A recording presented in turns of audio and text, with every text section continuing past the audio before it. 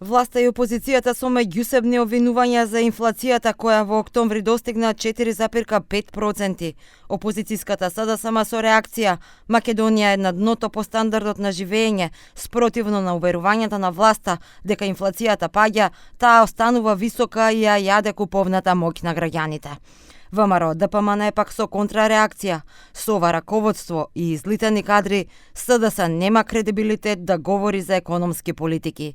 Народот им ја испорача реалноста на избори. Власта не прифати ниту еден од конкретните предлози на СДСМ, ниту предлогот за 500 евра минимална плата, ниту укинување на ДДВ за прехранбените производи. И така продолжува. Во новиот буџет за 2026 година не е предвидено зголемување на минималната плата на 500 евра, ниту мерки за намалување на цените.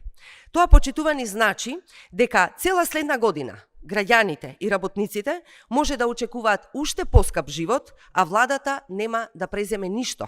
Од ВМРО ДПМН велат доколку граѓаните беа навистина незадоволни од работата на ВМРО ДПМН, немаше да и дадат толкава и убедлива поддршка на локалните избори. Тоа е најјасната порака од народот дека има доверба во политиките кои носат резултати.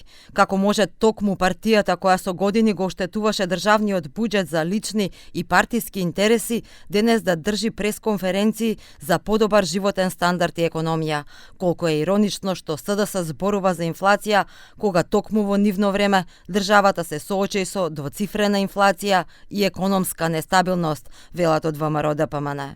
Статистика пак соопшти дека годишната инфлација во октомври е 4,5%. Ако се споредат 10 месеци од годинава со истиот период лани, инфлацијата изнесува 4,1%. Голем раст има кај цените на храната и безалкохолните пијалоци за 7%.